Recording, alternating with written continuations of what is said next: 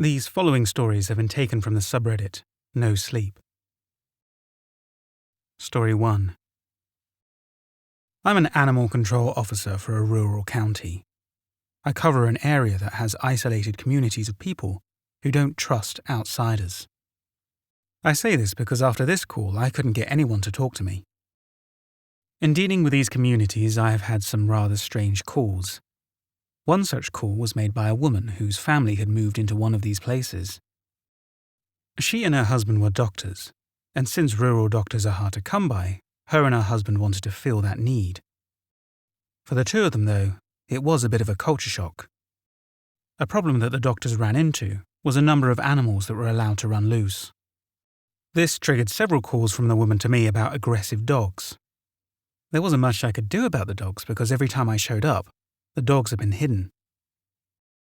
The last call I received from her would also be one of the most terrifying calls. I was called once again about an aggressive animal, but this time she wasn't sure if it was a dog or not. She'd made a house call to a family that lived at the end of a long dirt road. When she got there, everything was normal as much as it could be under such circumstances. It was when she stepped into the house that things got weird. She told me that while she was doing a checkup on the children, she heard a growling noise coming from behind a wall. When she asked the family about it, they quickly escorted her out of the house. She called me when she got home because she thought it might have been a mountain lion or some other big cat. I was skeptical because our area is known for bears, and no mountain lions have been spotted in years. I didn't tell her this, though, because she sounded upset enough. I told her I'd check it out regardless, and when she gave me the address, we said our goodbyes. I looked up the address and saw that it would take me at least 2 hours to get there. This house was located in one of the remotest parts of the county. I planned for a morning drive so that I would get there before it got too hot. We were heading into summer, and I'm a big man that doesn't handle heat very well. I hate having to hike through the forest when it's hot out, and because of where this place was located, I wouldn't be able to drive up to the house. Bright and early the next morning, I loaded up my truck and headed out. I stopped by the gas station for some coffee and gas. With that done, I headed out of town on my way to the middle of nowhere. It was a nice drive, and I got to the dirt road about 30 minutes early. Since it was still early, I stopped to stretch my legs and use the bathroom. I was surrounded by forest with the closest house over a mile away, so I wasn't worried about being caught with my pants down. With that need taken care of, I used some hand sanitizer and headed out again. The doctor had warned me that the road was poorly maintained, and I knew immediately that she hadn't been exaggerating. The first pothole I hit, I thought I was going to tear off my front tire. I slowed down further until I was going about 2 miles an hour. Even going at that speed, I felt like I was in a paint-shaking machine. By the time I got to the end of the road, my teeth were rattling. I gratefully stopped when I reached the end and sat for a minute waiting for my insides to settle back where they were supposed to be. Then I grabbed my gear and stepped out of my truck. I'd brought some water, a gun, and a tranquilizer. If there was a wild animal, I didn't know how I was going to catch it by myself. The hope was that it was another false call, and I didn't have to worry about it. Right now, though, my biggest concern was getting to the house without getting lost. I looked around, and like when I stopped for a break, all I could see was trees. Other than that, there was something that felt off about the forest surrounding me. I felt the hairs on the back of my neck standing up, and regardless of how warm it was, a shiver crawled its way down my back. I frowned at the feeling. In my line of work, listening to your instincts could save your life, and I almost got back into my truck and left. I took a deep breath and shook the feeling off.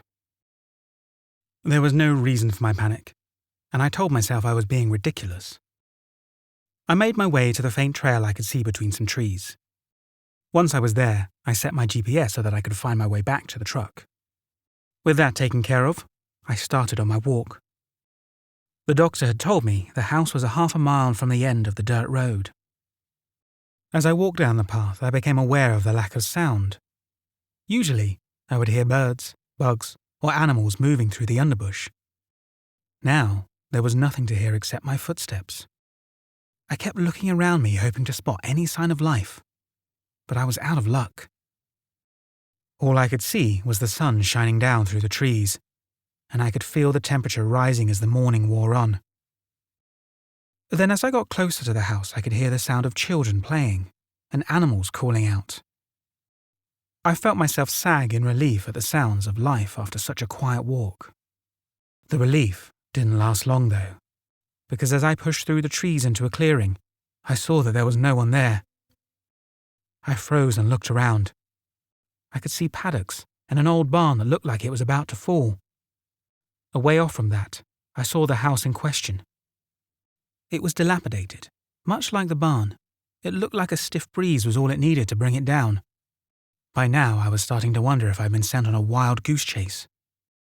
This looked nothing like what the doctor had described. I swallowed and forced my feet to move. "This is animal control. Is there anyone home?" I called out as I moved further into the clearing. The silence was my only answer. I moved closer to the paddock, and I jumped back with a small cry. Laying in the paddock was a freshly dead cow. But not just any cow. This one had 3 massive claw marks down its side. On top of that, its eyes were bulging out along with its tongue. The cow looked like it had been choked and clawed to pieces. Now I don't know about you, but I can't think of anyone strong enough to choke out a cow. I left the paddock and turned back toward the house. I decided I would leave the barn because it looked too dangerous for me to go into. "Hello? Is anyone there?" I called out again. I knew if I was smart I would turn tail and run. I couldn't leave without making sure someone didn't need my help though.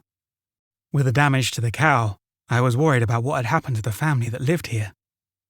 If, in fact, anyone lived here at all. I reached the rotting front porch, and I stopped before climbing the stairs. The front door was hanging on by one hinge, and the windows were broken. It looked like no one had been here in many years. "Hello? This is animal control. Is anyone home?" I called out for the 3rd time.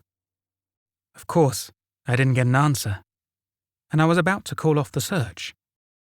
Before I could turn around, I heard a faint cry like that of a child. "Is someone there?" I hollered as I cautiously climbed the stairs. I heard the sound again, and it sounded like it was getting closer. I poured out my flashlight and shone the light in through the open doorway. All I could see was debris from the forest and a thick layer of dust on the floor. I stepped closer to the door, and the porch let out an alarming creak. I froze, but the door held. By now, I was calling myself an idiot for not leaving already. The cry came again, so I forced myself to step through the door. Inside, it looked like the family had simply disappeared. Everything was still in its place. In the corner of the room, there was even a dinner setting on the dining table. The air in the house smelled of decay and mold. As I walked deeper into the room, it was completely quiet in the house now. All that I could hear was my increasing heart rate and the air moving in and out of my lungs. This quiet didn't sound natural to me, and my uneasiness was growing. I decided that now would be a good time to pull out my gun. If something tried to grab me, I hoped I would be fast enough to defend myself. Watching where I stepped, I moved farther into the house, trying to find the source of the original noise. The house had only one story. The kitchen, dining room, and the living room took up one half of the house. I stopped outside of the kitchen door and glanced in to see if anything was waiting for me. The kitchen was like the rest of the house, with the remains of supper sitting on the stove. I didn't go into the room because there was a hole in the middle. Moving on, I found the first bedroom across from the kitchen. From the decorations in this room, it was a child's room. Not seeing anything of interest, I moved past the next kid's room to the largest bedroom at the end of the hall. I stepped into this room, and the first thing I saw was blood smeared across the wall behind the bed. It was in the shape of large claw marks, and I tensed at the second sign of violence. I looked around the room, and my eyes slid across a shadow. When it struck me that something was there, I brought the flashlight up, hoping that I was seeing things. No luck, because sitting in the corner was an animal I'd never seen before. It was as tall as me sitting down, and on each of its front feet were 3 massive claws. The muscles of the front legs looked strong enough to strangle a hippo, much less a cow. The creature gave a low cry, and I went cold. It sounded like a child crying. I started backing toward the door, and the creature stood up. I could see instantly I was right about its size. I watched in horror as it opened its mouth and started panting. It had rows of massive teeth, and even from where I was, the smell was horrible. Its back legs were as muscled as its front legs, and I wondered how I could outrun this thing if I had to do so. I took another step back, and the creature stepped forward. It felt like some kind of strange dance as I walked backward and the creature matched my steps. I brought my gun up and leveled it on the creature. It hadn't made any threatening move toward me beside playing follow the leader. I had a feeling, though, that it was waiting for me to let down my guard. At the side of the gun, the creature lunged for me, and I quickly fired off 2 shots. The creature fell back with a deafening roar. I used this opportunity to turn and run, not taking time to find out where I hit the creature. I knew I had wounded it, so I was hoping it was enough for me to get away. As I ran toward the front door, I prayed to every god I can think of that the floors would hold. Somehow, I made it to the front door, and from behind me, I could hear the creature trying to get up. It was making these awful whimpering and crying noises. It sounded so much like a child in extreme pain that I almost turned back. I called myself an idiot and took off running again. That day I found my inner track star and I ran as hard as I could to the safety of the trees. I was hoping that I had enough of a head start. I was also hoping that the creature didn't have a good sense of smell, because when a man my size sweats, everyone within 100 feet can smell me. I found a place to hide, and I waited anxiously for the creature to find me. After 10 minutes, I grew tired of hiding. I clutched my gun in my right hand and cautiously stepped out of my hiding place. I looked around, but the coast was clear. I started toward my truck, expecting to be attacked at any moment. As I walked, I could have sworn that there was something behind me. Every time I checked, though, there was nothing there. I still jumped at every sound, and I was constantly checking behind me. Although it had been quiet when I first walked down this path, now it sounded like every branch in the forest was cracking. Somehow I made it to my truck unmolested. When I stopped to catch my breath near my truck, I saw to my horror that there were 3 long claw marks down the side of the driver's door. I quickly fumbled my keys out of my pocket, something I knew I should have done already, I know. I managed to get the door open without dropping the keys. Once the door was opened, I scrambled inside. I was desperate for some water, but before I could reach for my thermos, I saw movement. I looked up and saw the creature was watching me. I swallowed a scream at the sight. I felt the creature was playing with me. It started moving toward me, and I frantically turned the truck on. I jerked it into reverse and made the fastest turnaround I've ever done in my life. As I started forward, I saw the creature stop. This last thing I saw in my rearview mirror was an elderly man with 2 bullet holes in his chest. I almost ran into a tree at the sight, but I wasn't stopping to ask questions. I made it back home in record time. I ran into my house and placed a call to the doctor that had sent me out to that house. I desperately wanted answers, and she was the only one to have them. Instead of the woman doctor, a confused elderly woman answered the phone. I asked for the doctor, and the elderly woman told me that she'd lived in her house for 50 years. She also told me that the phone number I called had been hers for the past 20 years. I apologized for bothering her and hung up the phone. I was now confused and terrified. I made some more calls, but everyone I talked to said they didn't know who I was talking about. I don't know who I had been talking to, but it wasn't a doctor wanting to help some unfortunate people. I never went back to that house. Some instinct was telling me that was why the creature had let me go. It wanted me to bring more people to investigate. Therefore, that would be more food for him. I had no intention of doing that. For one, who would believe me? And 2, I may be a bit stubborn, but I'm not stupid. I had gotten away once, but I doubt I would get away again.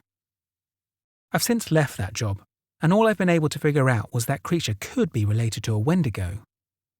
I'm probably wrong though, because the only similarity I could find between the two was the eating of people.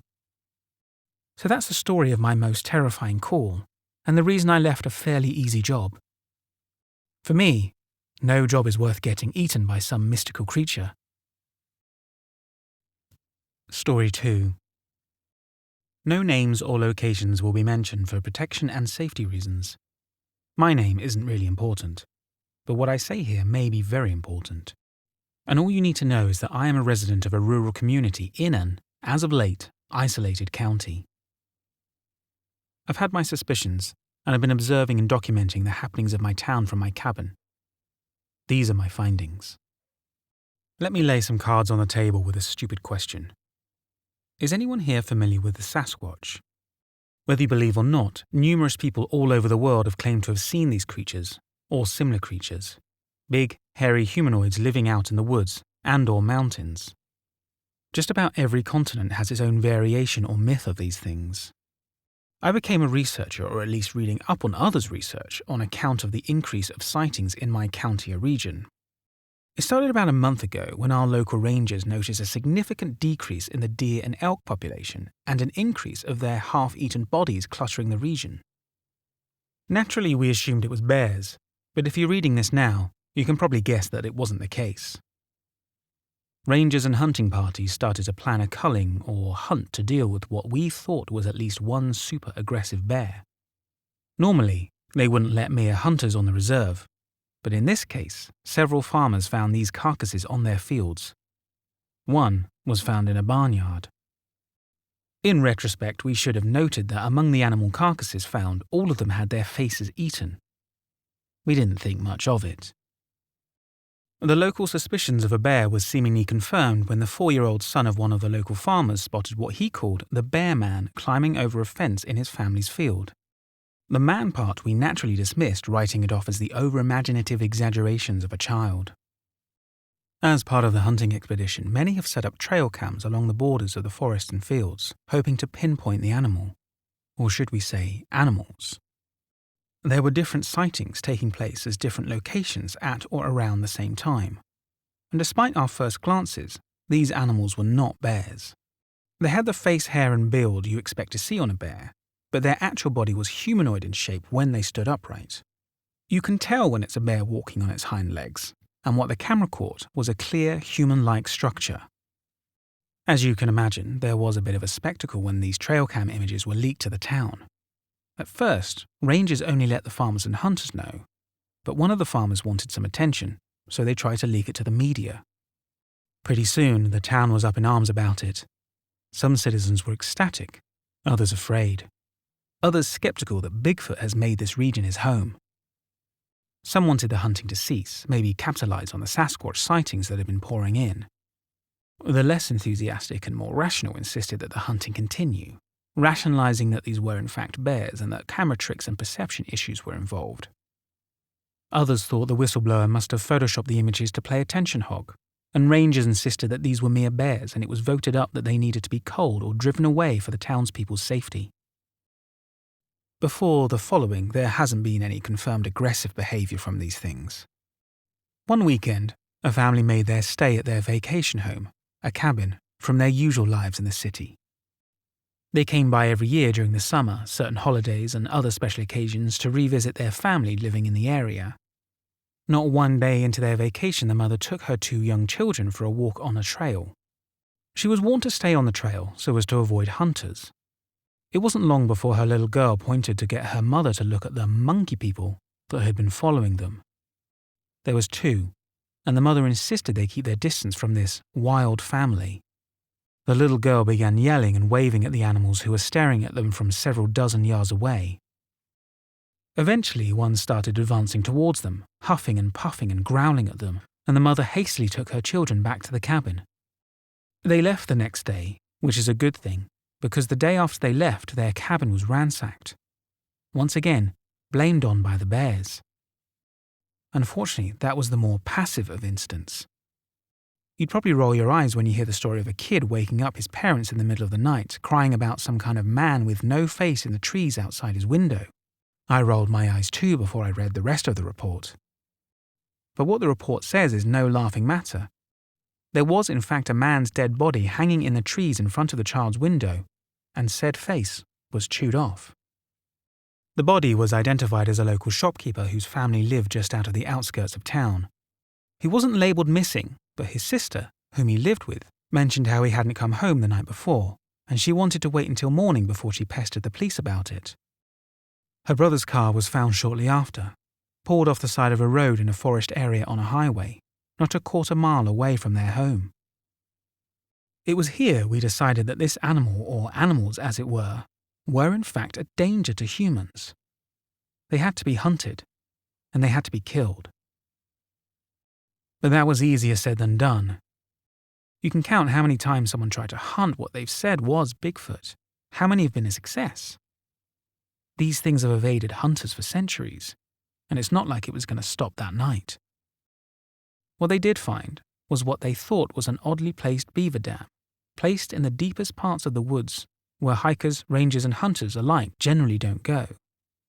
There was a pungent smell in the air, and when they investigated the oddity of mud and logs, there were at least 17 bodies, human and animal alike. All of them were half-eaten, but the constant being that the beast that had been eating them had had a special affinity for their faces. Only 4 bodies have been identified, missing persons from 7 months back. The rest couldn't be accounted for, but there have been a series of missing persons in the outer forests that extend well beyond the county's borders. None of these creatures have been found, but we did find a series of large human-like footprints leading away from the territory and towards the town. That, and dozens more of these dams, and upon further investigation we could infer that these were not homes to these creatures, but more or less fridges to store their meals. Now comes the part where I give you a little folklore lesson. My research. As you may or may not know, with all these Sasquatch sightings recorded, some descriptions may vary. For the most part, people claim to see what they would call a standard Bigfoot, just a big, humanoid, man-like ape. But there are others that Sasquatch researchers categorize as types. Once in a while, people claim to see what they describe as looking more bear-like than man. The common name among Sasquatch enthusiasts of this type is the gagu, a name that derives from the name kakus. It is often described in comparison to the Wendigo, which should give you an idea of what kind of animal we are dealing with. First Nations told legends of these with a description of man-eating ogre-like creatures. Not exactly the cute or cuddly-friendly Bigfoot you see in cartoons or media, right? Well, as a matter of fact, these things are described as being separated from what most people would call Sasquatch. They are closer to being bear-like than ape-like. Among the names the natives have for them was the face-eater, and of course, due to their appearance and facial structure, the bear man. When people describe the Sasquatch, specifically their heads and faces, you get something closer to a human, gorilla, or chimp-like face. The gagu has a snout, according to witnesses, to be more akin to baboon or mandrill. Some sightings have mistaken them for werewolves or dogmen. Besides appearances, these beings were different from what was considered a normal Bigfoot. When they describe Sasquatches, they describe creatures that are rarely hostile, mostly docile, omnivores that generally keep to themselves from humans. Albeit, they are still territorial. These things were famous for affinity of eating flesh, violent temperament, and will actively hunt humans. Unlike the Sasquatch, sightings of these things have increased in recent years, with most people passing them off as one and the same. In the farther north of the America, Canadian, Alaskan regions, there are legends there too. There they are referred to as the Genoska, and again, often overlapped with the myth of the Wendigo.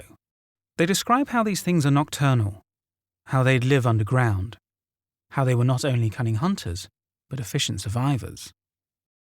They got the nickname the Stone Giants by adorning their fur with mud and rocks, forming makeshift armor on them.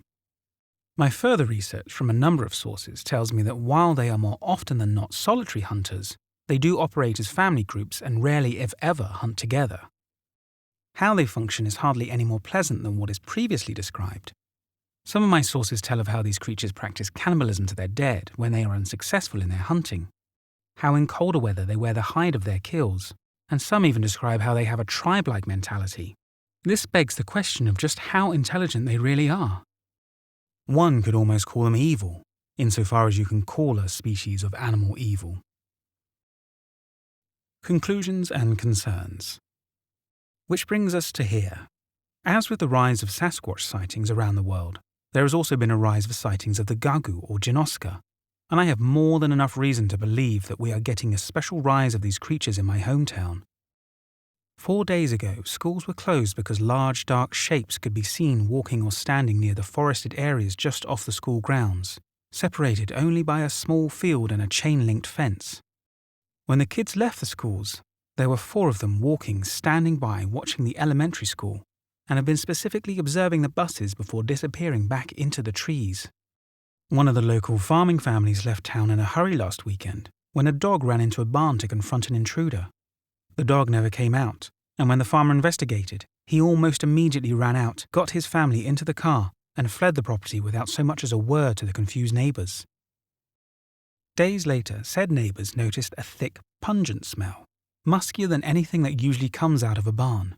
It was as if it was stuffed with dead and decaying bodies. The dog's remains were later found just off one of the neighbours' property, when the animals on his own farm started acting up on a disturbance. All that remained of the dog was a spine, ribs, and mandible. 2 days ago, a gas station just out of town was raided and ransacked. All of its snacks were half-eaten and discarded.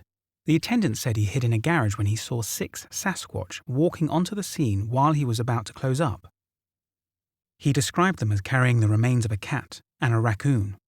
Obviously, it was not enough to satisfy their hunger, and the food at the gas station obviously wasn't helping. The only snacks that were not thrown away was the meat products, the jerky, and the hot dogs, but that was about it. One became frustrated, and they attacked the smallest in their group and dragged its remains away. The attendant should count himself lucky that the smell of gasoline and motor oil must have covered his scent. Around the same time that very night, a couple who lived just outside of town awoke to the sight of 2 of them scavenging their garbage, when one of the creatures noticed the couple through the window.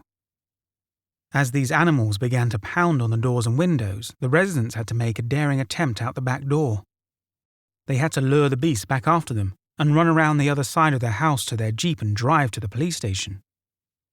Getting the police to believe them wasn't a problem considering the increase of sightings, but by the time they got there, the creatures were nowhere to be found. What they did find was what was left of the boyfriend's elderly mother who was in the couple's care. After these incidents, the town was afraid. Half of them wanted to leave this town for a safer place. It was decided that the hunts continue in order to deal with the threat at hand, with the aid of the police and park rangers. Some idiots thought that it was best to leave them alone and for the town to continue to capitalize off Bigfoot sightings. So the other night, about 60 hunters went into the woods, determined to put an end to the threat. There is 200 miles of unexplored forest in our parks, and places that previously hunting expeditions never reached. During that night, the forests were filled with howls, not matching the kind normally heard from wolves and coyotes, and the occasional gunshot. As far as any success rate goes, only 28 hunters walked out of the woods the next morning, the rest unaccounted for.